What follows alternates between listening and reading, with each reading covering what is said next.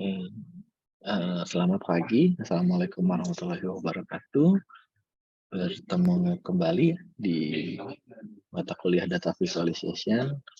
Di hari ini seharusnya materinya bukan yang ini ya, karena seharusnya terkait dengan tugas yang harus teman-teman kerjakan untuk mengganti UTS, karena nanti nggak ada UTS dalam bentuk ujian pilihan ganda atau tertulis. Tapi karena di pertemuan sebelumnya saya tidak hadir, jadi materi ini saya ulang aja gitu. Jadi uh, harusnya ini pertemuan minggu lalu. Oke, jadi di pertemuan kali ini yang akan dibahas adalah terkait tentang dashboard ya. Kemarin sudah kita bahas yang namanya infografis. Nah, untuk yang sekarang kita bahas dashboard. Ya sebetulnya infografis sama dashboard menampilkan hal yang sama ya, menampilkan data juga. Cuman bedanya kalau infografis itu statis gitu ya, bentuknya hanya poster, bentuknya hanya pengumuman saja.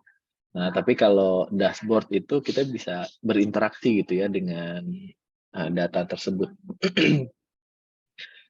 Soalnya kalau di infografis kan bentuknya ya bisa kita cetak ya, dashboard juga bisa kita cetak, cuman kelebihannya kita bisa berinteraksi dengan dashboard itu. Nanti untuk dashboardnya kita akan praktek pakai Tableau yang sudah saya bicarakan sebelumnya. Jadi nanti goal akhir dari mata kuliah data visualization ini teman-teman bisa bikin dashboard di Tableau. Oke, kita bahas terlebih dahulu seperti biasa di agenda ya. Jadi hanya 3 materi saja untuk hari ini. Sama ada materi terakhir terkait best practice dan nanti dibahas juga tentang tugas yang harus teman-teman kerjakan untuk mengganti UTS. Jadi di pertemuan kali ini kita akan bahas tentang definisi dan konsep dashboard seperti biasa, sederhana saja. Kemudian yang kedua yang perlu diperhatikan dalam dashboard, dan yang terakhir adalah visual guide dari dashboard. Dan sebetulnya ada kaitannya juga dengan misalnya pemilihan warna, pemilihan teks, kemudian pemilihan konten grafis. Tapi itu saya kira materinya mirip dengan infografis yang di minggu lalu. Karena konsepnya sama aja, jadi kita mau memasukkan atau bikin dashboard itu, ya kita harus perhatikan juga grafis yang harus dimasukkan itu cocok atau enggak, kemudian warnanya itu bagus apa enggak, dan teksnya atau tulisannya, fontnya, itu harus disesuaikan. Ya saya kira nggak perlu dibahas lagi untuk yang 3 elemen tersebut ya, font, warna, dan grafis disamakan saja dengan yang infografis. Cuman di sini untuk visual guide dashboard nanti ada beberapa best practice yang nanti akan kita bahas sama-sama. Oke, yang pertama definisi dan konsep dashboard ya. Jadi ada banyak definisi. Saya ambil beberapa. Yang pertama adalah monitoring dan understanding. Jadi fungsi utama dari dashboard untuk definisi ini adalah untuk memonitor. Ya apa yang dimonitor ya tergantung ya. Misalnya kita punya ya perusahaan gitu ya. Perusahaannya sudah menghasilkan berapa juta penjualan, salesnya berapa, kemudian sudah menghasilkan profitnya berapa, kemudian budgetnya atau modal yang sudah kita keluarkan berapa, yaitu kita monitoring setiap bulannya atau bahkan setiap harinya juga kita pantau gitu ya. Atau misalnya memonitoring karyawan gitu, atau misalnya memonitoring eh, siswa, mahasiswa gitu ya. Misalnya dashboard di fakultas gitu atau dashboard di prodi. Itu kita bisa memonitoring berapa total mahasiswa, berapa mahasiswa dengan IPK 3, sekian, atau misalnya siapa yang tidak hadir hari ini, itu juga bentuknya monitoring. Dan yang satunya lagi adalah understanding. Nah, understanding itu berarti kita bisa memahami ya. Misalnya kondisi perusahaan itu lagi seperti apa ya gitu. Misalnya salesnya tinggi tapi ternyata profitnya minus gitu. Berarti bisa kita ketahui bahwa perusahaan belum begitu menguntungkan. Kenapa? Karena ya salesnya mungkin tinggi tapi belum nutup modal gitu ya. Misalnya penjualannya 1 miliar tapi modalnya 1,2 miliar, berarti kita masih rugi 200 juta ya karena belum profit. Ya, mungkin seperti itu ya. Atau mungkin kita bisa memahami dari tren penjualannya naik atau lagi turun, itu jenis dari understanding. Ya, kemudian, nah ini yang sangat penting dari dashboard dan berbeda dengan infografis dan jenis data visualization yang lain, yaitu KPI atau Key Performance Indicator, atau bahasa Indonesianya indikator kinerja utama atau IKU. Nah ini perguruan tinggi juga saat ini itu sering mendengar atau sering dibahas. IKU ada 8 indikator MBKM, macam-macam. Nah itu Key Performance Indicator. Jadi di dashboard itu salah satunya kita bisa memonitor Key Performance Indicator. Nah sesuai dengan namanya ya, key, berarti utama atau kuncinya. Nggak semuanya dijadikan indikator. Contohnya misal ada mahasiswa gitu ya. Saya sebagai program studi atau saya sebagai fakultas melihat mahasiswa itu ada KPI-nya. Nah, KPI-nya ya apa-apa aja yang bisa kita jadikan indikator. Contohnya apa? Misalnya IPK. Contohnya yang lain kehadiran. Itu indikator utama. Tapi kayak tinggi badan itu ya buat apa juga dijadikan indikator gitu. Atau tahun lahir gitu ya buat apa juga jadi indikator. Laki-laki dan perempuan mungkin bisa jadikan indikator ya. Hanya general information aja. Jadi ya misalnya prodi SI itu banyak kan laki-lakinya atau banyak kan perempuan. Tapi itu nggak terlalu penting. Tapi yang key performance indikatornya ya tadi ya IPK nilainya. Kemudian lulusannya mungkin ya jadi apa itu juga key performance indikator. Oke, berikutnya ada presenting and analyzing.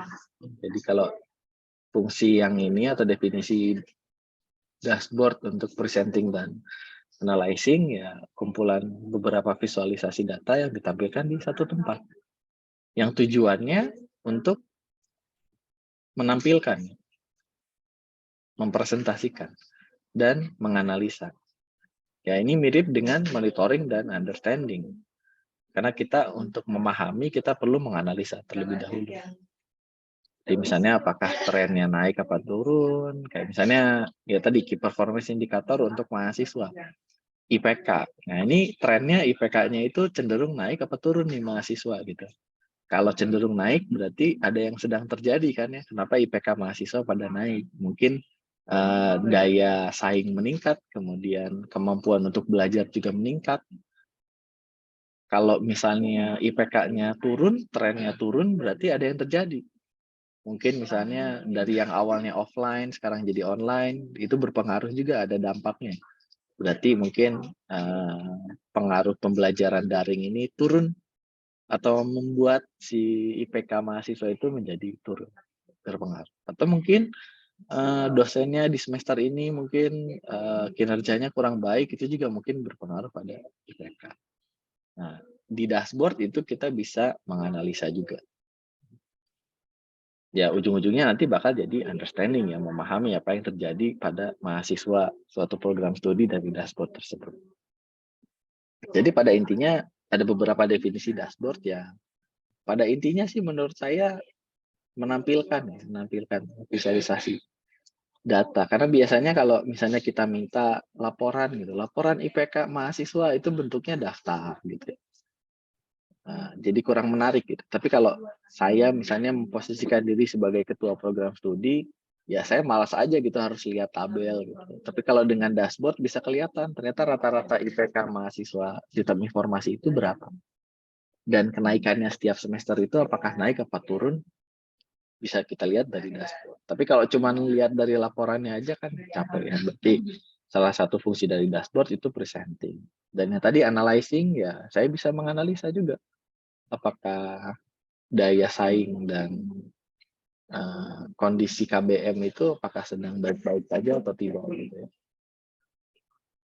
Kemudian bisa monitoring dan understanding. Sementara untuk key performance indicator ya itu tadi ya, kita bisa memilih indikator-indikator utama yang nanti kita jadikan patokan untuk memahami kondisi dari apakah mahasiswa kita ini sedang baik-baik saja atau Oke, kemudian ada keuntungan menggunakan dashboard ya. Yang pertama ya jelas menampilkan presentasi visual dari IKU.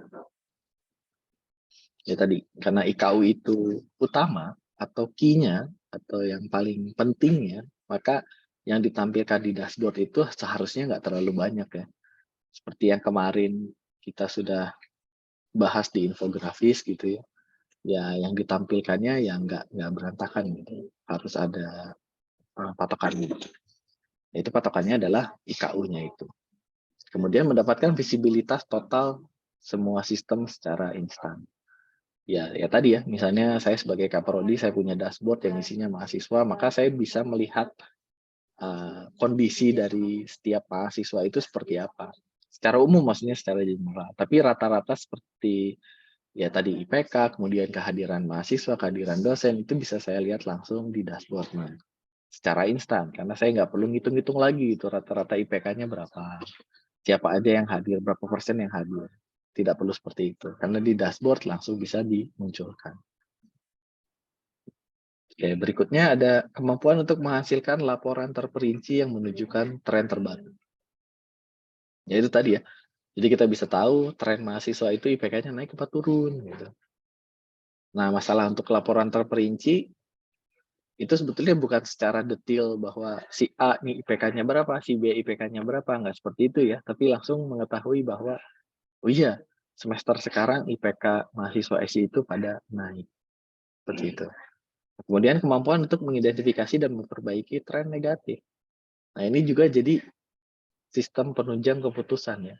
Kalau misalnya IPK mahasiswa SI itu dilaporkan trennya turun atau trennya negatif, itu perlu langsung bisa mengambil keputusan atau menganalisa lebih lanjut bahwa ini kira-kira apa yang terjadi nih dengan mahasiswa SI gitu ya. Kenapa IPK-nya pada turun. Oke, berikutnya menghemat waktu dibandingkan dengan membuat beberapa laporan. Ya, itu tadi ya. Ya, misalnya di dashboard itu ada beberapa IKU ya contohnya tadi IPK, absensi mahasiswa, absensi dosen.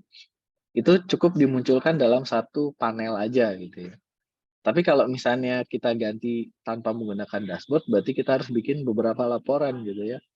Ada laporan IPK, ada laporan kehadiran mahasiswa, ada laporan kehadiran dosen. Jadi ada 3 laporan yang harus kita cek.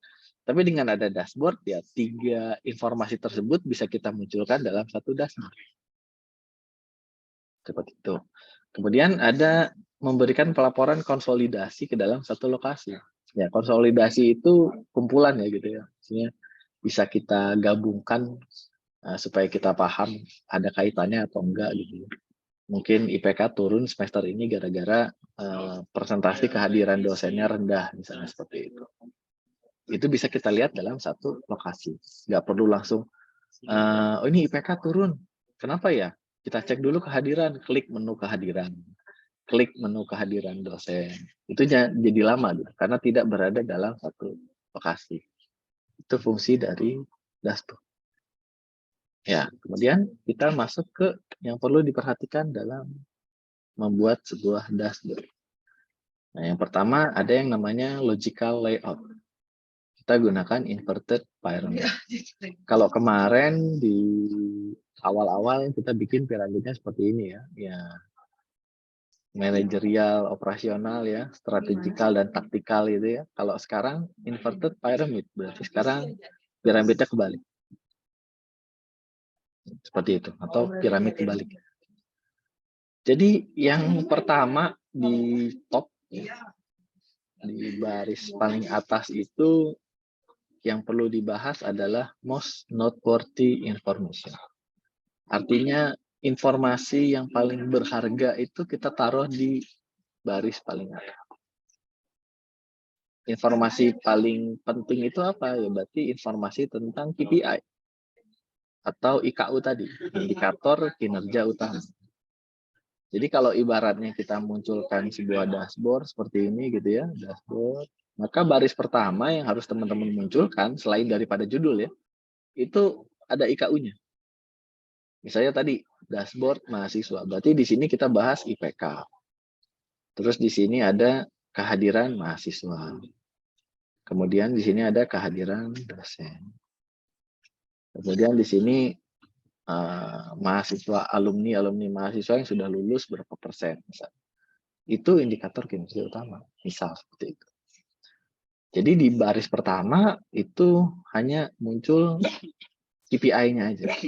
Apa yang mau kita monitoring, apa yang mau kita cek gitu ya dari kinerja utama website ini atau dashboard ini.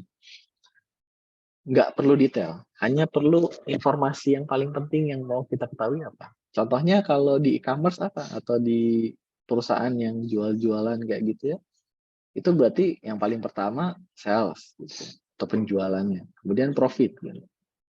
Kemudian modalnya, gitu. Dan yang terakhir misalnya kita ngasih diskon berapa gitu. Nah itu KPI. Bisa dalam bentuk nominal uang atau bisa dalam bentuk persen gitu. Misalnya kalau persen di sini naik berapa persen atau turun berapa persen, profit juga naik berapa persen, turun berapa persen. Atau bisa bentuknya nominal gitu.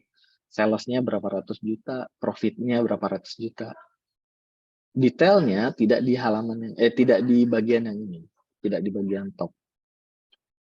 Kemudian bawahnya yang perlu kita bahas adalah important details and trend. Berarti di baris keduanya di sini, ini kita munculkan informasi detail dari setiap KPI ini. Ya, contohnya di sini misalnya kita kasih informasi detail tentang tren kenaikan IPK. Gitu ya. Kemudian di sini dimunculkan lagi tentang perbandingan misalnya kelas apa, jumlah kehadirannya banyak atau enggak gitu ya. Per kelas misalnya dari sisi jumlah kehadiran. Kemudian di sebelah sini ya, muncul informasi detail tentang siapa aja dosen yang jarang ngajar misalnya. Dan persentasenya. Nah, kemudian di sini akan muncul misalnya pie chart ya. Kira-kira alumni itu banyaknya jadi apa? Nah, itu information detail. Jadi detail dari yang KPI itu kita munculkan di bawah. Jadi jangan tiba-tiba di atas itu langsung muncul grafik gitu ya. Itu agak kurang baik. Nah, kemudian paling bawah kita isi apa? Kita isi general information atau informasi yang umum gitu ya. Yang umum, yang penting tapi tidak terlalu penting ya.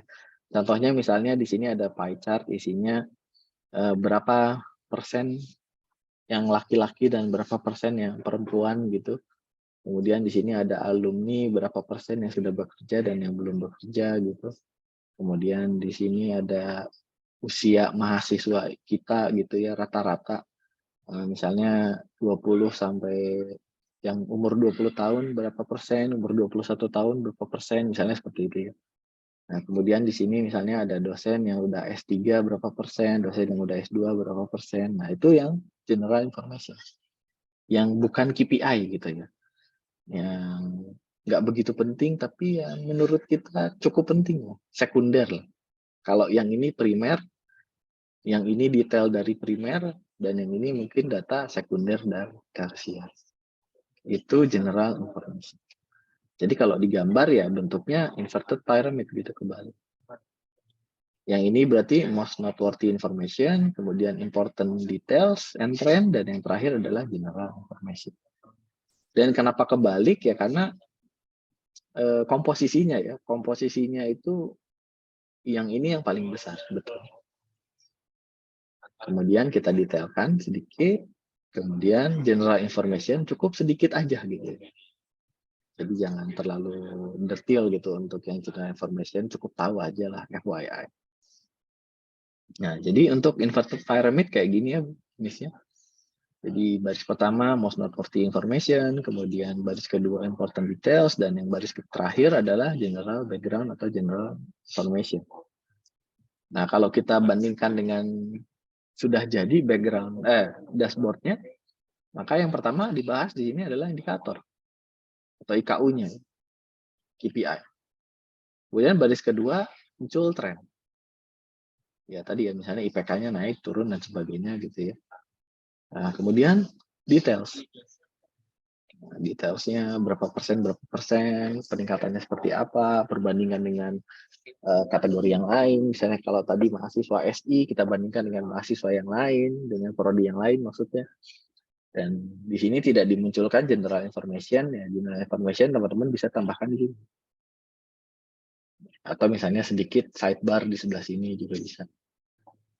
Yang penting tidak terlalu di atas gitu, karena menurut penelitian itu kalau kita ditawarkan sebuah tampilan website atau tampilan seperti ini, pasti yang pertama kali dilihat adalah bagian atasnya dulu. Jarang teman-teman langsung lihatnya di bagian bawah gitu. Kayak dikasih satu website, masa kita tiba-tiba ngelihat footernya, kan nggak mungkin. Kecuali kalau memang kita mengakses website tersebut mau lihat footernya misalnya seperti itu. Tapi pada umumnya kan enggak ya. Pada umumnya teman-teman langsung lihat di bagian atas. Makanya yang KPI-nya atau IKU-nya itu kita harus simpan di paling atas. Kemudian key performance indicator ini perlu diperhatikan juga. Jadi jangan sampai di most noteworthy information itu teman-teman munculkan IKU yang banyak gitu ya. Ada sampai 2 baris gitu ya. IKU-nya ada 10 gitu misalnya. Itu terlalu banyak. Berarti kita harus memonitoring hal yang terlalu banyak. Nah, ini ada beberapa tips buat teman-teman memilih KPI itu seperti apa. Yang pertama, relevan. Jadi kalau teman-teman perusahaan yang bergerak di bidang penjualan misalnya atau konveksi, maka KPI-nya yang dimunculkan yang berkaitan. Ya, misalnya tadi penjualan, kemudian keuntungan, kemudian modalnya, kemudian karyawan atau buat gaji karyawan mengeluarkan berapa, kemudian untuk investasi maintenance di mesin berapa. Jadi nggak usah bahas kayak usia karyawan di sini, ya itu nanti masukin ke general information. Kemudian bahannya ngambil dari mana aja, ya mungkin itu masuk ke supplier general information juga. Jadi harus relevan. Kemudian harus measurable atau bisa dihitung. Ya tadi ya, di dashboard ini KPI itu ada pengukurannya loh. Misalnya sales atau penjualan. Penjualan itu diukur pakai apa? Misalnya pakai nominal berapa ratus juta gitu, atau pakai persen. Ya, persentasenya naik apa turun gitu. Profitnya dari sales itu kita berusaha menghasilkan berapa profitnya. Itu measurable, bisa diukur. Jangan bikin KPI yang nggak bisa diukur. Misalnya mahasiswa SI yang ganteng berapa persen, yang cantik berapa persen. Nah, itu nggak bisa diukur gitu ya. Kalau laki-laki dan perempuan, misalnya laki-lakinya 30%, perempuannya 70%, itu masih bisa diukur ya. Tapi kalau kayak ganteng atau cantik atau cakep, itu nggak bisa diukur. Jadi munculkan KPI yang bisa diukur. Measurable. Kemudian yang terakhir, spesifik. Jadi bisa dibuat rinci, ada rinciannya gitu ya. Ya contohnya misalnya di sini ada KPI-nya jenis kelamin gitu ya. Laki-laki, perempuan. Ya udah, laki-laki dan perempuan. Ya udah nggak bisa digimana-gimanain lagi gitu. Laki-laki dan perempuan. Tapi kalau misalnya sales gitu. Sales di sini misalnya penjualannya 1 miliar. Itu bisa kita detailkan. Detailkan misalnya dari produk apa dihasilkan itu. Kemudian bulan apa aja kok bisa muncul sampai 1 miliar gitu. Atau misalnya orang marketing, siapa aja yang paling banyak menghasilkan uang sampai 1 miliar. Penjualnya dari mana aja, misalnya dari penjualan langsung retail, apa penjualan online, apa dari dropship, apa reseller, dan sebagainya. Itu bisa kita detailkan. Tapi kalau tadi jenis kelamin, ya udah laki-laki dan perempuan, mau gimana lagi gitu. Nggak bisa didetailkan lagi. Nah, kalau IKU itu bisa kita bikin spesifik. Gitu. Tadi ya, sales. Misalnya. Tadi bisa jadi ke marketingnya, bisa jadi ke per bulannya, bisa jadi per kategori barangnya, bisa jadi per produknya, banyak sekali lah. Itu spesifik. Jadi 3 indikator ini aja yang nanti teman-teman jadikan pertimbangan ketika memilih key performance indicator. Ya, contohnya ini ya. Ya, misalnya di penjualan ya, berarti average basket size ini rata-rata orang itu belanja sebesar $64 misalnya. Dan total penjualannya selama 2017 itu $724 juta. Dan kita punya detailnya lagi, kita bisa detailkan per bulannya itu penjualan menghasilkan berapa juta dolar ya, 60 juta dolar, 40 juta dolar. Dan rata-rata per transaksinya kira-kira berapa? Seperti itu. Itu KPI, Key Performance Indicator. Nggak dibahas yang nggak pentingnya gitu. Jadi kita harus relevan dan bisa dispesifikan, bisa lebih didetailkan, dan pengukurannya jelas. Dalam hal ini pengukurannya adalah menggunakan nominal. Nah, ini best practice-nya ya, visual guide dashboard. Nah, mungkin ini kita akan buat interaktif dengan teman-teman. Jadi nanti saya akan buat 2 pilihan seperti ini. Nanti saya akan coba tanya pendapatnya teman-teman. Kira-kira mending yang kiri apa mending yang kanan dan alasannya ya. Nah, ini contohnya misalnya saya awal dulu. Yang pertama minimalis. Kalau ini judulnya juga sudah menjurus gitu ya. Jadi kalau saya kasih pilihan yang kiri dan pilihan yang kanan, sesuai dengan namanya minimalis, ya jelas saya lebih pilih yang sebelah kanan gitu. Kenapa yang sebelah kanan? Karena kalau dashboard itu sama seperti infografis ya. Kalau teman-teman bikinnya berantakan gitu ya. Saya di sini ada IKU ya, ada KPI, kemudian di sini ada grafis, gitu ya, ada grafis lagi. Kemudian ada pie chart, ada apa gitu di sini. Jadi kesannya berantakan gitu ya. Dan karena jarak visual satu dengan visual yang lain itu terlalu depet, jadinya bahasa Sundanya apa ya, renyek gitu ya. Jadi padat banget gitu ya, ibaratnya kayak bala-bala atau apa gitu. Jadi sayurnya tuh numpuk semua di situ, jadi kayak berantakan gitu. Tapi kalau kita bandingkan dengan yang sebelah kanan layoutnya, ya tadi kita bagi jadi inverted pyramid, kita bagi jadi 3 section ya. Section topnya ini yang paling atas isinya KPI atau IKU. Kemudian baris kedua yang middle kita isi dengan detail. Ya grafik-grafis ya, detail. Oke, kemudian baris terakhir kita isi dengan general information. Kita isi dengan general information ya tadi ya, beberapa konsep-konsep ya, berapa persen pakai pie chart, kemudian ya beberapa informasi umum yang nggak terlalu penting. Jadi menurut saya yang perlu teman-teman lakukan ketika mau bikin dashboard, buat minimalis dengan ya, 3 konsep ini aja gitu. Dibagi jadi 3 bagian. Oke. Berikutnya, ini saya akan coba tanya ke teman-teman. Jadi ada yang namanya data ing ratio. Nanti penjelasannya akan saya jelaskan di belakang. Tapi kalau teman-teman diberi 2 pilihan ya, untuk grafik seperti ini, yang sebelah kiri atau yang sebelah kanan, itu kira-kira teman-teman pilih yang mana? Saya coba mau tanya ke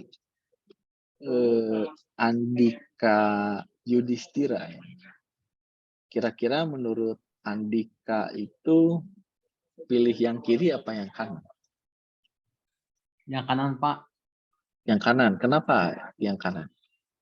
Karena itu ada garis-garisnya kan. Ini kalau yang di kiri itu misalkan yang tengah ini itu berapa pastinya gitu, nggak kebayang. Pokoknya kan kebayang ada kotaknya di sekian sekian segini.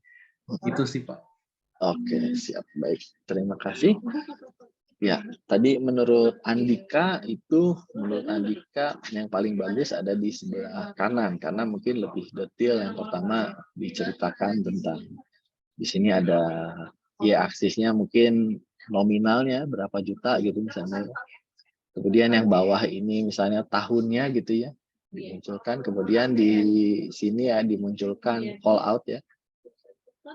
Mungkin ini pada bulan apa atau tahun berapa, profitnya berapa misalnya. Dan di sini ditambahkan grid gitu untuk membantu nanti biasanya dicocokkan ke sini gitu.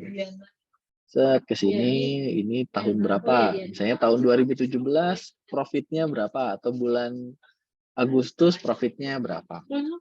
Ya, tapi untuk yang desain yang sebelah kanan itu teman-teman cocok digunakan di infografis gitu ya, yang sifatnya statis. Tapi sebetulnya grid ini juga tidak terlalu penting ya. Grid ini tidak terlalu penting karena ya cukup sulit juga kalau kita munculkan seperti ini. Tapi detail-detail seperti jumlah nominal di sini itu cukup penting juga sebetulnya ya, supaya kita tahu bahwa pengukurannya daerah sini itu berapa. Tapi solusi lainnya mungkin teman-teman bisa munculkan beberapa angka di sini gitu ya, setiap tahunnya ada muncul berapa angka supaya ketahuan bahwa ini tuh detailnya berapa. Tapi kalau seperti itu jadinya berantakan juga ya, nanti terlalu banyak angka di sini gitu ya. Teman-teman bisa cukup munculkan angka yang memang itu terjadi apa ya, misalnya paling unik gitu ya. Contohnya di sini. Di sini teman-teman bisa munculkan angka berapa juta misalnya. Kenapa? Karena ini tempat titik baliknya ya. Sebelumnya kita naik, kemudian kita turun. Berarti terjadi sesuatu nih di sini. Kita cukup fokus pada garis ini aja, pada titik ini aja. Kemudian yang mana lagi? Yang ini. Ini misalnya titik terendahnya gitu. Berapa? Kita taruh berapa. Mungkin di sini bisa ketahuan juga minusnya minus berapa persen. Nah, kemudian kita fokus lagi nanti di yang sini. Berarti ini titik penjualan tertinggi gitu ya, ada di bulan Desember. Berapa juta? Bisa dibuat seperti itu. Nah, tapi itu di infografis. Tapi kalau untuk di dashboard, teman-teman cukup bikin yang ini aja. Nah, kenapa? Karena nanti kan interaktif ya. Jadi kalau teman-teman mau tahu ini angkanya berapa, cukup arahkan ke sini, nanti akan muncul di sini pop-up-nya gitu. Nah, pop-up-nya misalnya tahun 2019 jumlah penjualannya berapa. Dan ini lebih clean gitu ya. Lebih enak dilihat dan lebih sederhana. Kalau kita butuh detail, kita cukup diarahkan ke sini. Cuman di sini ada beberapa detail yang penting, yaitu ya di sini tetap harus dijelaskan. Y-aksis itu apa? Misalnya profit. Kemudian X-aksisnya apa? Bulan atau tahun, itu tetap harus dijelaskan. Kalau ininya nggak dijelasin juga, cuman garis gini doang, terus ada naik, kita juga bingung ini grafik apaan gitu, maksudnya seperti itu ya. Jadi ada beberapa yang harus dimunculkan juga. Jadi definisi dari data ing ratio itu adalah perbandingan antara data yang kita munculkan terhadap visual yang muncul gitu ya. Jadi kalau yang ini datanya yang sebetulnya kita butuhkan mungkin hanya berapa nilai di sini, berapa nilai di sini, dan berapa nilai di sini. Tapi tinta yang muncul atau visualnya yang muncul itu banyak sekali. Bahkan ada tabel grid seperti ini, itu menurut saya tidak terlalu dibutuhkan lagi ya buat yang sekarang gitu. Nah, tapi kalau yang sebelah kiri ini data ing ratio-nya, data yang dibutuhkannya sebetulnya nggak terlalu banyak gitu, karena kita cuma butuh tahu trennya aja, kapan naik, kapan turun, ya udah hanya dimunculkan begini saja. Nah, jadi untuk di dashboard itu yang kita butuhkan sebetulnya hanya ini aja, tren. Dan kalau kita butuh detail angkanya berapa, ya kita cukup arahkan ke sini, nanti akan muncul sendiri. Nanti akan saya coba demokan. Nah, kemudian beberapa informasi yang penting tetap harus dimunculkan. Jadi data ing ratio itu perbandingan antara data yang dimunculkan dengan visual yang muncul itu lebay apa enggak gitu. Yang ini nggak salah juga, seperti yang di awal-awal ya saya membandingkan itu dua-duanya nggak salah. Cuman pilihannya mana yang lebih tepat. Kalau yang ini memang cocok di infografis karena di infografis tidak apa ya namanya tidak ada interaksinya. Tapi kalau untuk dashboard lebih bagus yang sebelah kiri. Oke, tapi yang sebelah kanan bukan nggak salah ya tadi, karena ini bukan masalah salah atau benar, cuman mana yang menurut nanti ketika digunakan di dashboard, mana yang lebih penting dimunculkan, seperti itu. Itu data ing ratio. Oke, kemudian ada yang namanya simplified number. Ini saya munculkan dua jenis angka gitu ya. Yang satu 19.900 tapi disingkat pakai K gitu ya. Karena 1000 dan 431 dibulatkan. Dengan 19.900 yang tidak pakai K dan lebih detil. Oke, saya mau minta pendapatnya lagi. Dua-duanya nggak salah ya, karena menunjukkan angka dua-duanya. Ya ini oke, ini juga oke gitu ya. Tapi karena ini elemen visual di dashboard yang perlu diperhatikan, menurut teman-teman ini yang mana yang harus kita pilih? Saya mau coba tanya pendapatnya Rizky Ardiansyah coba. Yang kiri, Pak. Yang kiri, oke. Kenapa yang kiri, Rizky? Dia lebih simpel juga. Terus penulisannya jadi lebih masuk untuk dashboard gitu, Pak. Kalau yang Oke. sebelah kanan dia lebih detail kan. Iya, betul. Oke, terima kasih Rizky. Ya, betul ya. Karena sebetulnya di sini judulnya juga sudah membantu simplified numbers. Jadi kalau teman-teman punya case nanti untuk di dashboard yang perlu dimunculkan angka yang sampai panjang banget gitu ya, jutaan atau triliunan, itu teman-teman baiknya disingkat aja. Bukan berarti penggunaan K untuk ribu, penggunaan M untuk juta, dan penggunaan B untuk billion, miliar ya. Nah, itu jadi tidak formal, nggak seperti itu ya. Karena ini bentuknya biasanya ini ada di IKU ya, atau di KPI. Jadi sebetulnya tidak perlu detail, yang penting hanya menampilkan informasi saja dari si kinerja utamanya.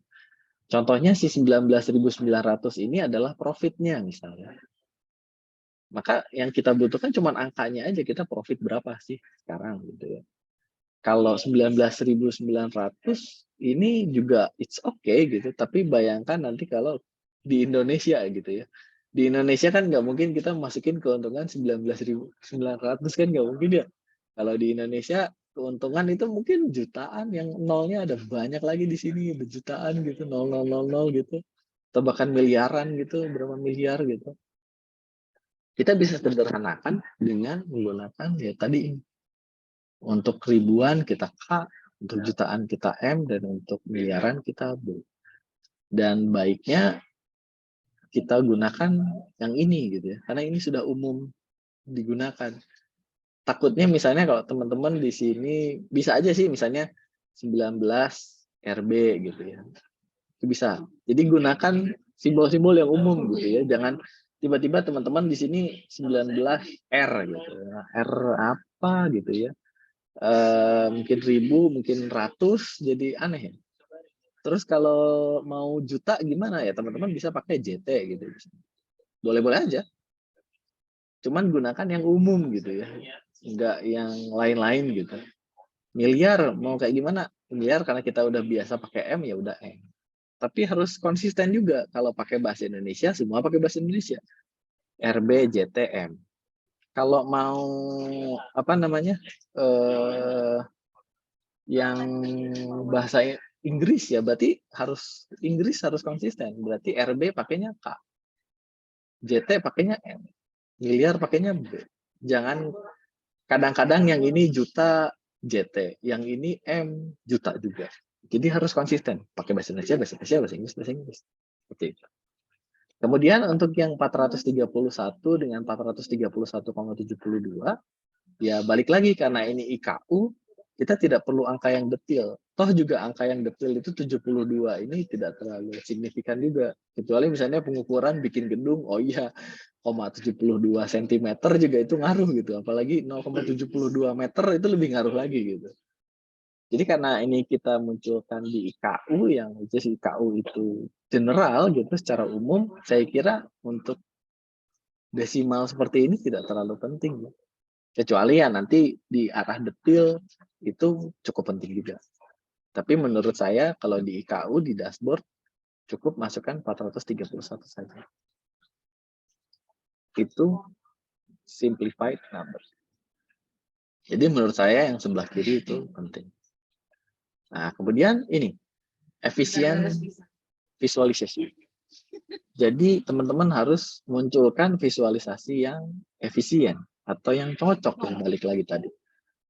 Jadi jangan sampai misalnya ada dua jenis seperti ini ya. Yang ini pie chart dan yang ini bar chart. Misal teman-teman menggunakan atau diminta untuk memunculkan detail daripada profit misalnya ya. Ya, profit. Suruh profit. Kemudian profit itu ada di sini ada dashboardnya, IKU-nya profit. Berapa juta gitu ya, berapa miliar lah gitu. Terus ketika didetailkan akan dimunculkan perbedaan atau perbandingan antara tahun ini, tahun kemarinnya lagi. Itu kira-kira teman-teman harus pakai apa? Jelas harus pakai bar chart.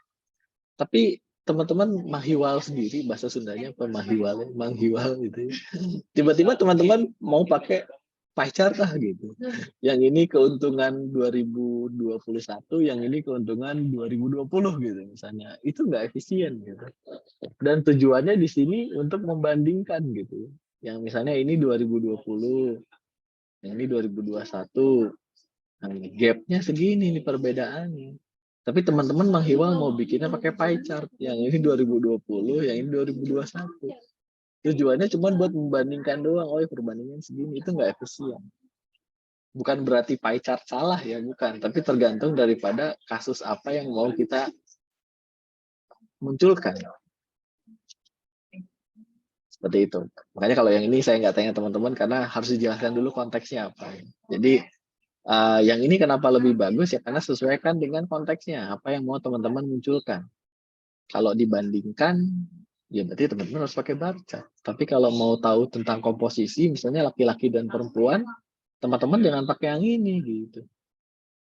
Teman-teman pakainya yang ini.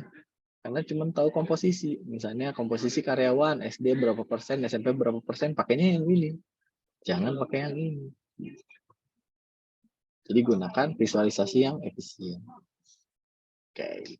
Berikutnya ini grup matrix. Nah, ini juga saya harus terangkan dulu konteksnya ya. Misalnya apel ini bentuknya grafik gitu. Grafik tren. Kemudian orange ini bentuknya kotak-kotak kayak biasa gitu ya. Profit berapa, sales berapa gitu ya. Nah, menurut teman-teman lebih suka yang dicampur-campur seperti ini atau yang terorganisir? Misalnya sebelah kiri grafis-grafis, sebelah atas grafis-grafis, sebelah kanan indikator-indikator, atau sebelah atas indikator-indikator, sebelah kanan indikator-indikator, sebelah kiri grafis-grafis. Jadi lebih suka yang dikelompokkan atau yang dipisah-pisah? Kita coba dengarkan pendapatnya dari Dirga. Coba. Menurut Dirga lebih enak yang berantakan, bukan berantakan ya, maksudnya kecampur-campur seperti ini atau yang terorganisir? Kalau saya yang terorganisir, Pak. Yang Lebih sebelah mudah kanan. dibaca. Kenapa tuh? Lebih mudah dibaca sama dicari aja gitu. Lebih mudah dibaca dan lebih mudah dicari. Ya, oke, terima kasih. Betul. Jadi baiknya ketika mau bikin dashboard, kalau teman-teman mau bikin matriks yang tentang grafik, ya kumpulkan di satu lokasi gitu ya. Ya contohnya tadi ya, misalnya dashboard gitu ya. Kita punya dashboard di sini, kemudian kita munculkan IKU, IPK mahasiswa. Terus tiba-tiba di sini langsung grafik IKU-nya, grafik IPK-nya gitu ya. Grafik IPK-nya. Terus sebelah sini trennya, kemudian di sebelah sini ada IKU lagi, IKU tentang kehadiran mahasiswa. Sebelah sini grafik detailnya dan yang sebelah sini trennya misalnya. Jadinya kecampur gitu. Baiknya teman-teman ya bikin tadi yang inverted pyramid, kumpulkan IKU-nya, kumpulkan trennya, kumpulkan detailnya. Atau kalau mau sistemnya vertikal seperti ini, ya teman-teman bisa bikin seperti ini, misalnya Sebelah sini IKU-nya, yang sebelah sini detailnya. Nah, tapi harus konsisten, berarti yang sebelah kiri IKU semua gitu. Yang sebelah sini baru detailnya. IKU lagi, kemudian detailnya. Jadi menurut saya paling baik kalau teman-teman dikelompokkan berdasarkan pengukurannya. Kalau pengukurannya pakai IKU, ya berarti IKU dulu. Kumpulkan dulu IKU di satu tempat, kemudian kalau kebutuhannya sudah mulai tentang detail, misalnya perbandingan tahun ini dengan tahun kemarin, atau perbandingan mana yang sudah, mana yang belum, itu silakan dikumpulkan di tempatnya masing-masing. Jadi terkumpul. Tidak dicampur-campur seperti yang ini. Itu grup matrix. Nah, kemudian be konsisten. Nah, ini harus konsisten. Nah, ini saya jelaskan dulu konteksnya ya. Misalnya teman-teman mau membandingkan penjualan HP.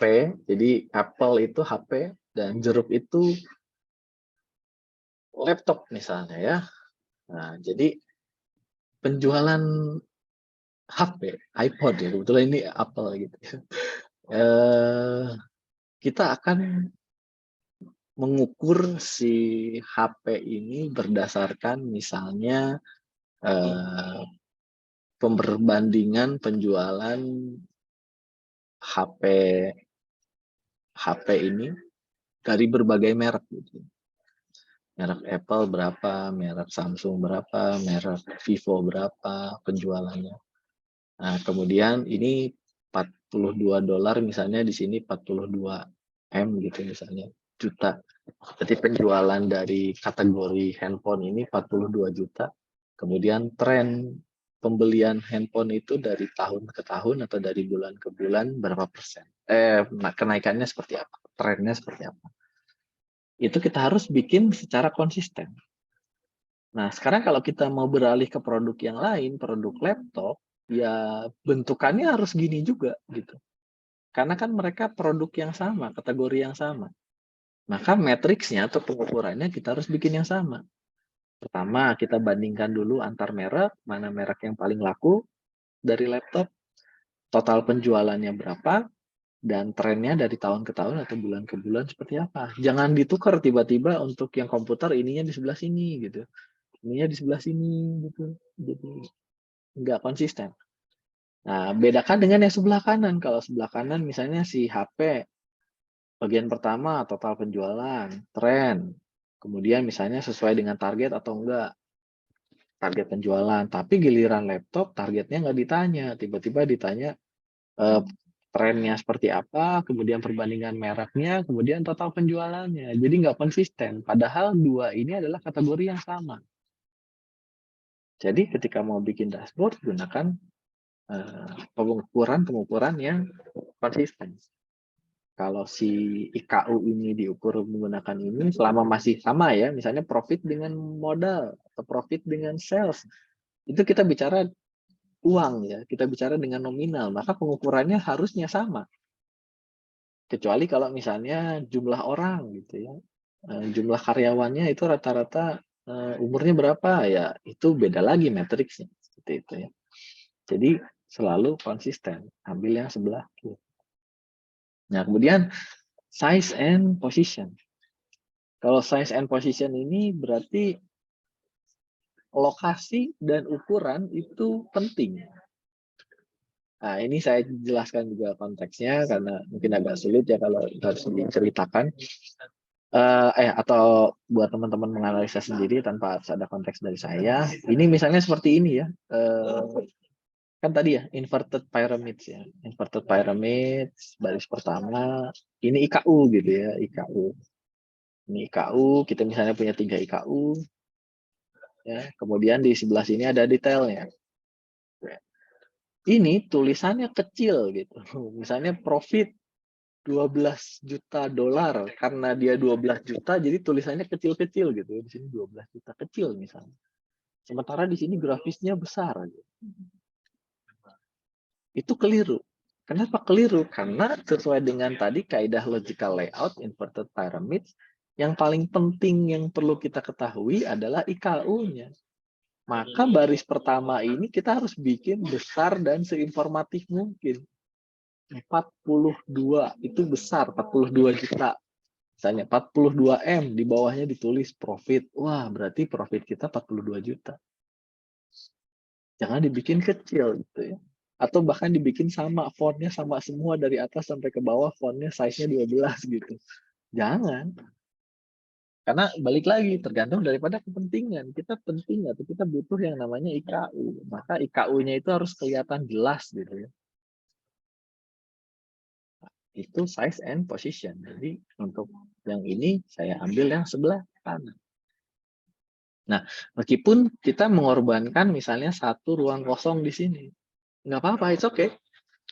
Karena tadi white space itu atau ruang kosong itu penting. Kenapa? Supaya tidak bikin renyek atau tidak bikin berantakan. Oke.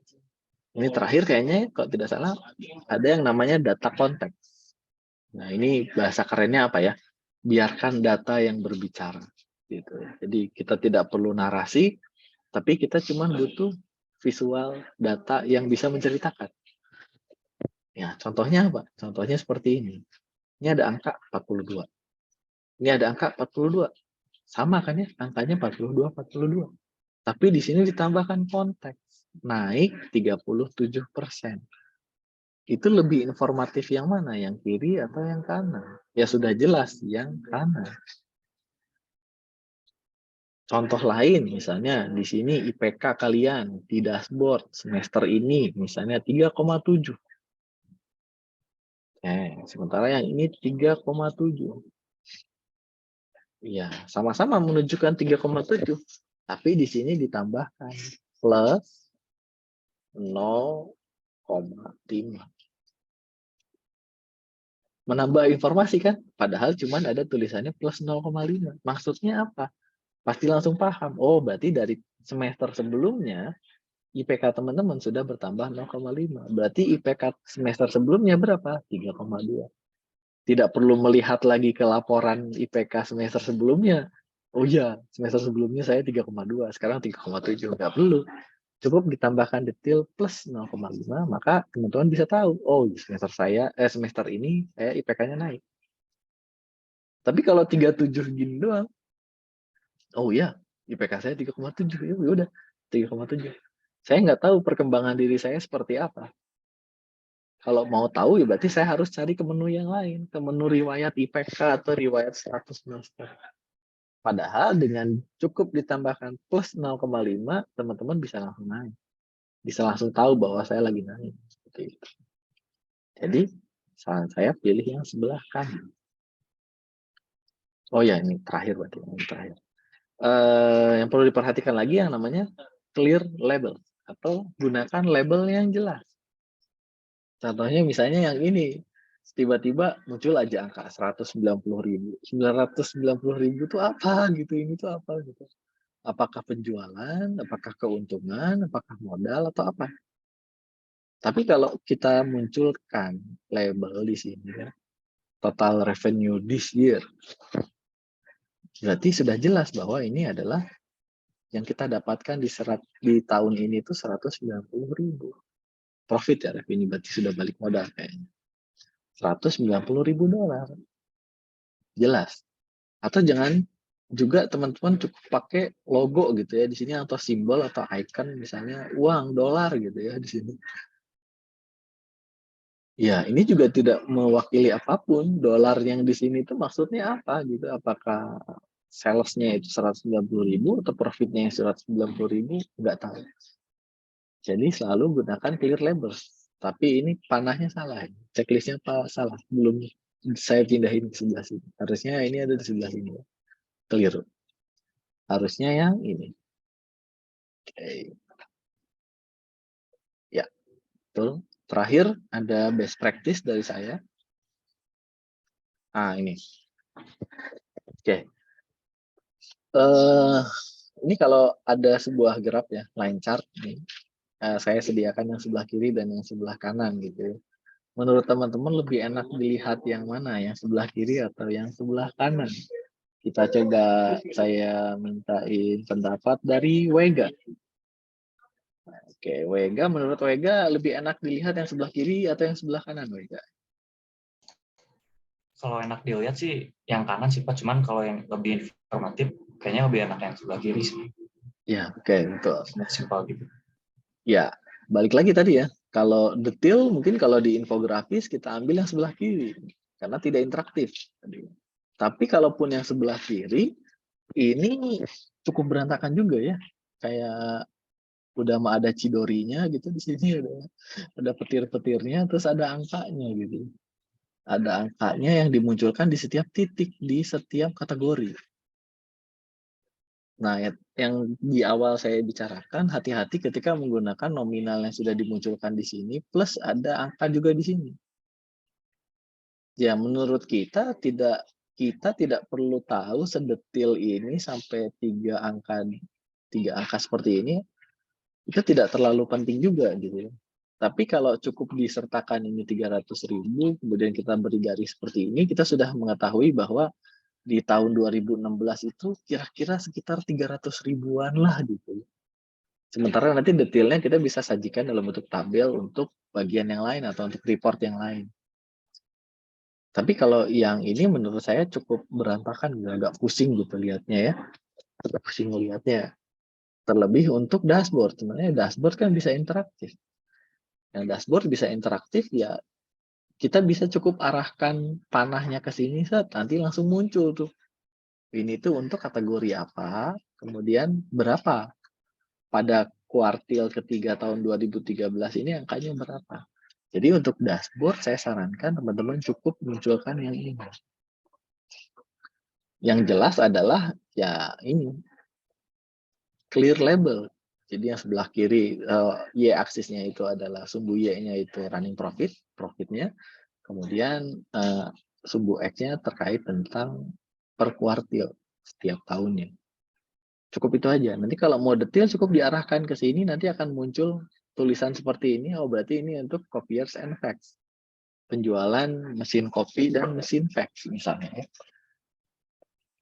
Nah, tapi pada intinya sebetulnya yang kita butuhkan dari sebuah dashboard cuma trennya kan ya. Cuma trennya. Karena kita di sini bisa kelihatan bahwa yang benar-benar menghasilkan itu siapa sih? Ternyata di sini ada yang masih profitnya rugi ya. Kira-kira produk apa aja ya yang rugi ya. Kita tinggal cek aja yang di bawah garis 0 ini ya. Tinggal kita arahin satu-satu nanti akan muncul kategorinya apa. Itu kalau di dashboard. Kalau di infografis ya jangan dibikin kayak gini. Kan kita lagi fokusnya di dashboard. Jadi menurut saya yang sebelah kan. Oke. Kemudian ada grafik lagi nih. Jadi ini kalau grafik ini menceritakan tentang perbedaan antara penggunaan metode pembelajaran e-learning misalnya ya,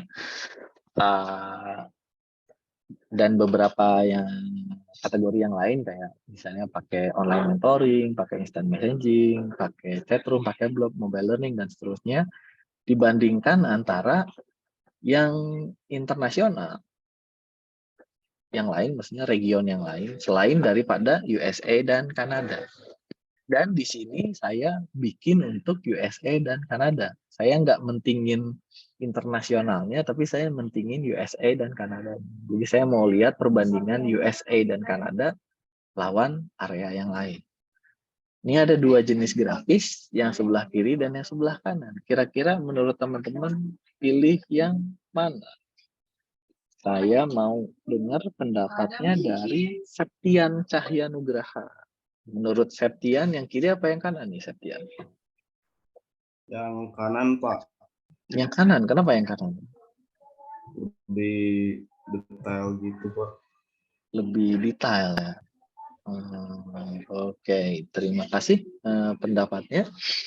Ya, kalau dari detail sih sebetulnya tidak terlalu banyak perbedaan ya. Nah, tapi saya jelaskan dulu. Ya, yang pertama informasi ya tentang apa aja yang dipakai. Contohnya di sini ada e-learning sampai ke podcast. Oke ya, e-learning sampai ke podcast ini juga ada dari e-learning sampai mobile learning, podcast juga sama ya. Nah, cuman di sini diurutkan mana yang paling banyak digunakan. Jadi dari yang segi pertama ini lebih informatif karena kita di sini bisa langsung mengetahui bahwa e-learning paling banyak digunakan di USA 66%. Bahkan lebih tinggi daripada yang di luar dari USA. Itu yang pertama. Kemudian yang kedua, di sini ada grafik perbandingan presentasi ya. Misalnya dari e-learning versus internasional dan USA dan Kanada. Di internasional 55% sering menggunakan. 44,5%-nya, 44,5%-nya tidak pernah menggunakan. Di USA 66,4% sering menggunakan, 33,6% tidak pernah menggunakan. Nah, sebetulnya yang rarely atau never ini kan tidak perlu dimunculkan ya. Itu tidak. Karena ya kita cukup tahu yang pakainya berapa persen, 55,5%. Yang nggak pakai itu udah ada di otak sendiri, oh berarti sisanya gitu. Sisanya nggak perlu dimunculin lagi. Justru di sini yang paling penting adalah perbandingan antara internasional dengan USA. Berarti kita cukup membandingkan si 55 dengan 66,4. Disederhanakan grafisnya menjadi ini. Cukup 2 titik. Yang hijau itu USA, yang abu-abu itu internasional.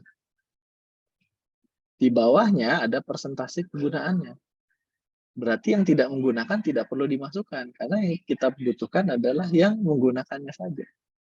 Dan di sini bisa kelihatan yang lebih terdepan siapa. Berarti untuk menggunakan e-learning ternyata USA lebih maju daripada negara yang lain. Dengan persentasenya seperti ini. Nah, tapi hanya di e-learning saja. Tapi untuk yang di model pembelajaran yang lain, ya internasional lebih banyak ternyata penggunaannya daripada USA. Dan di sini angka 66%, 44% hanya dimunculkan angka punyanya USA dan Kanada. Karena yaitu tadi saya hanya mau memfokuskan di USA dan Kanada. Yang internasional bodoh amat. Gitu. Yang penting saya tahu perbandingannya yang menggunakan di USA dan Kanada melawan yang internasional. Berapa banyak perbedaannya aja.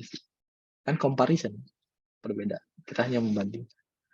Dan di sini uniknya adalah sudah terurut mana yang paling banyak digunakan.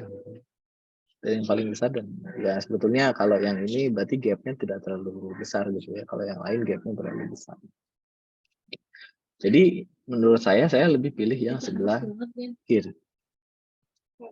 Berikutnya nih, kalau dashboard. Kalau dashboard yang sebelah kiri atau yang sebelah kanan. Ini dua-duanya menampilkan dashboard yang sama. Oke, coba saya tanya ke Ardan Yafi. Menurut Ardan kira-kira yang sebelah kiri atau yang sebelah kanan ya Ardan?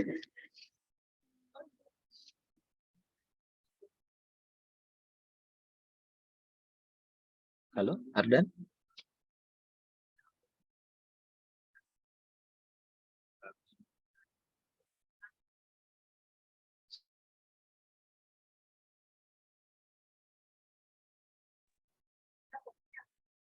Oke, nggak ada mungkin Ardannya atau lagi koneksinya terganggu. Taufik Yahya mungkin. Taufik ada ya?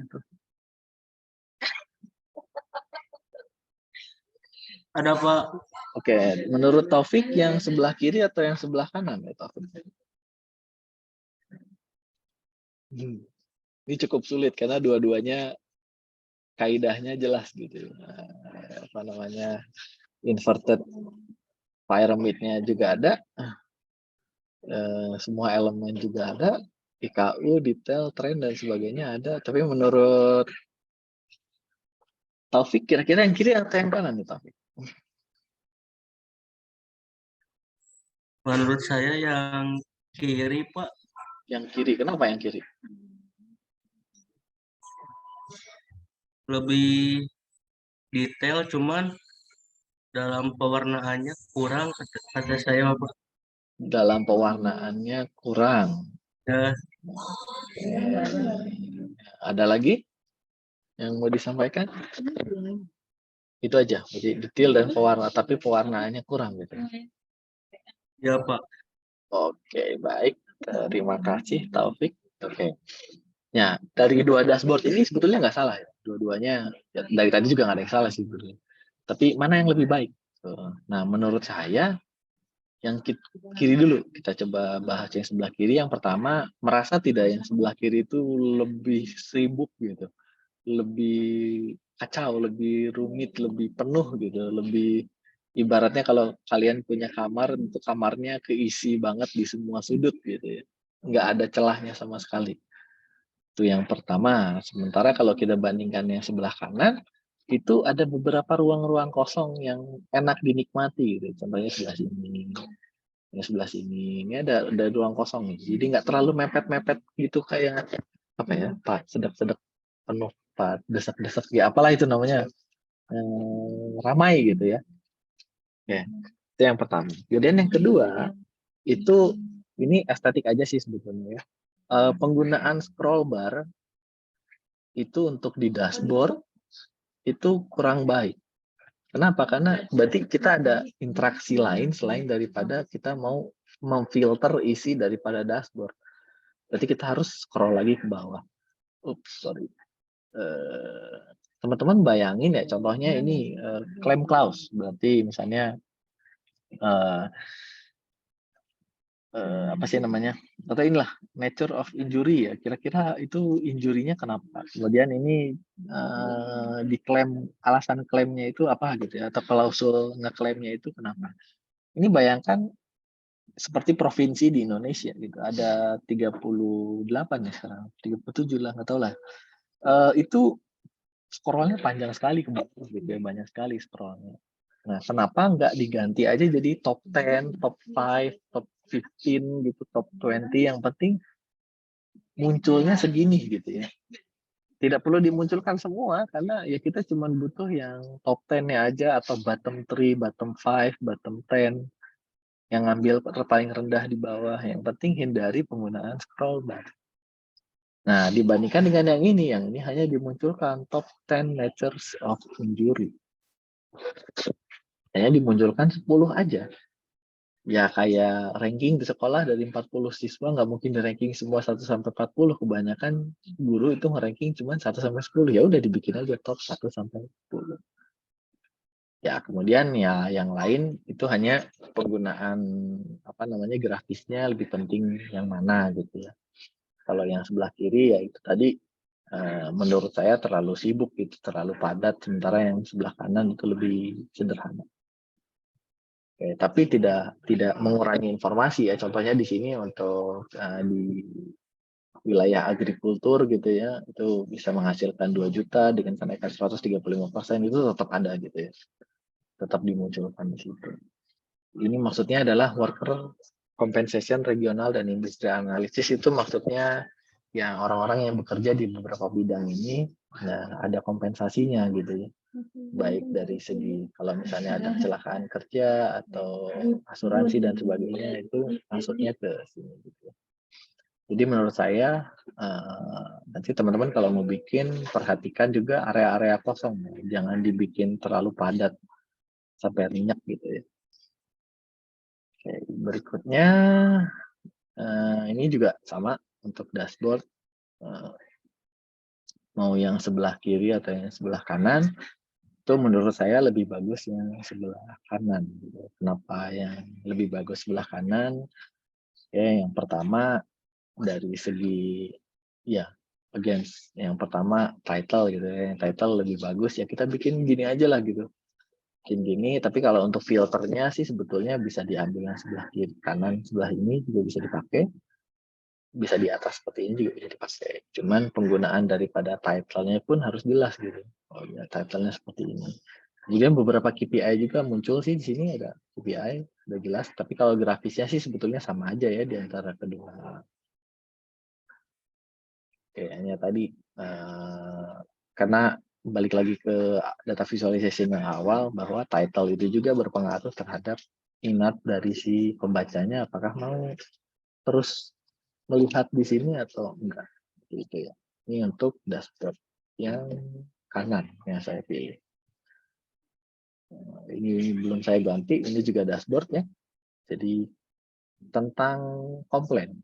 Jadi ada beberapa di daerah di United States yang komplainnya berapa banyak, mana yang sudah diselesaikan, mana yang belum, kanan dan kiri sama aja, dua-duanya dashboard, bagus juga dua-duanya. Tapi menurut saya lebih bagus yang sebelah kanan. Kenapa? Karena yang pertama ya tadi ini ada scroll bar, tidak perlu ada scroll bar, kemudian title yang jelas, kemudian KPI-nya atau IKU-nya di sini hanya total komplain aja. Sementara seharusnya IKU bisa lebih menarik lagi ya. Contohnya di sini total komplain, totalnya 288. Totalnya 327 yang sudah terselesaikan 288 dan yang masih belum terselesaikan adalah 39. Oke, kemudian yang ini grafis yang tidak efisien. Kenapa? Karena maksudnya adalah dia mau membandingkan ini ya close buat yang oranye berarti belum ke close dan yang buat yang biru itu sudah close, sudah selesai. Kalau kita maksudnya mau membandingkan itu jangan menggunakan stack bar chart seperti ini ya karena ini pilihannya cuma ya tidak gitu ya. Kecuali kalau membandingkannya tahun 2017 dengan 2018. Terlihat peningkatannya 2018 gini. Terus ini indikatornya misalnya di sini ada 20 gitu ya. Berarti 20 itu adalah yang belum terselesaikan, itu 20. Berarti yang sudah terselesaikan di bawah 20 berarti kan berarti di sini. Itu kurang efisien. Lebih bagus ya sudah dipisahkan aja seperti ini. Atau yang satu ke kiri, yang satu ke kanan juga it's okay ya menurut saya. Yang penting ininya jelas gitu pengukurannya. Kalau yang ini kan dua-duanya ke kanan gitu, cuma dibagi jadi seperti ini.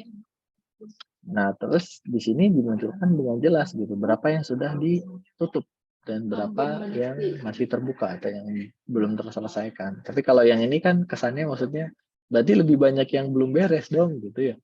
Karena di sini grafisnya yang belum beres lebih tinggi. Tapi maksudnya bukan itu. Maksudnya tuh mau membandingkan seperti ini gitu. Jadi yang ini tuh lebihan dari yang ini gitu. Jadi total yang sudah terbuka, yang sudah diselesaikan segini dan yang sudah yang masih belum terselesaikan segini sisanya. Kalau ini kan kesannya kayak oh berarti dari sini ke sini itu belum terselesaikan seperti itu. Itu grafis yang kurang efisien atau tidak efisien. Oke, itu saja mungkin yang bisa saya sampaikan. Nanti seperti biasa setelah ini ada kuis. Kemudian sebelum saya tutup, karena minggu depan itu tidak ada materi, karena hanya ada kuis sebelum